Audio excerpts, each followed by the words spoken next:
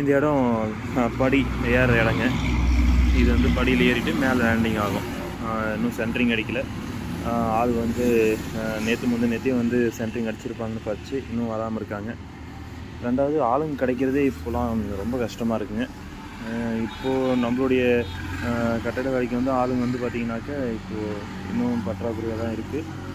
இந்த புதுப்பேட் ரோட்டில் வந்து பார்த்திங்கன்னா அந்த திருப்பத்தூர் புதுப்பேட் ரோட்டில் எண்டிங்கில் நிற்பாங்க ஆளுங்க பார்த்து கூட்டிகிட்டு வர்றது. ஆனால் அதுலேயும் செட் ஆக மாட்டேங்குது சரியாக. ஏன்னா வரவங்க சிலர் டைம் வேஸ்ட் பண்ணுறாங்க, அப்படின்லாம் பொறுப்பு இல்லாமல் இருக்காங்க.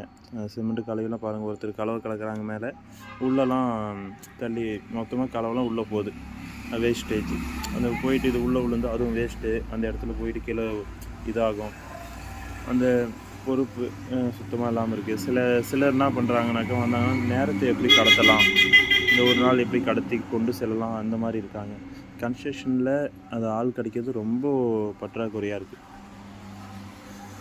கன்ஸ்ட்ரக்ஷன்லாம் பண்ணுறதாண்டாக்க இந்த காலகட்டத்துக்கு கரெக்டான ஆளுங்க பார்த்து பண்ணணுங்க.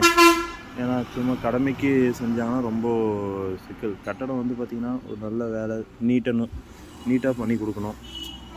எந்த குறைபாடுகளும் விடாமல், தரத்தில் குறைகள் வைக்கக்கூடாது.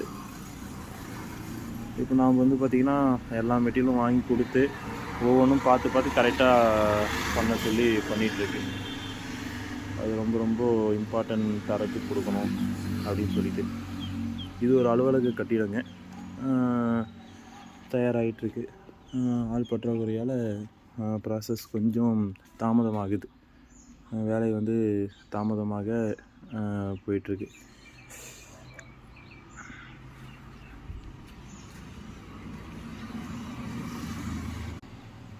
அடுத்தடுத்த வீடியோவில் உங்களுக்கு வந்து பார்த்திங்கன்னா இன்னும் ப்ராசஸ் எந்த அளவுக்கு போயிருக்கு என்னன்றது அப்டேட் பண்ணுறேன்.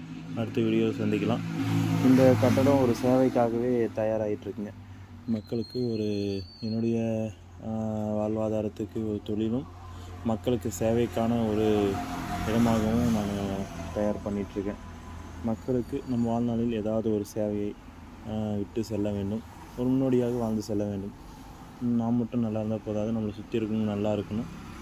அதே சமயத்தில் எல்லோரும் நேர்மையாக, எல்லோரும் சுயநலமின்றி பொதுநலத்தோடு சிந்திக்கணுங்க. அப்போ தாங்க இங்கே வந்து பார்த்திங்கன்னா ஏற்றத்தாழ்வு இல்லாமல் எல்லோரும் முன்னேற முடியும்.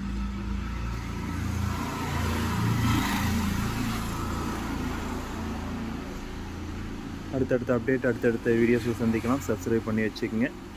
வீடியோ பிடிச்சிருந்தால் லைக் பண்ணுங்கள். நிறைய வீடியோஸ் அப்லோட் பண்ணியிருப்பேன்.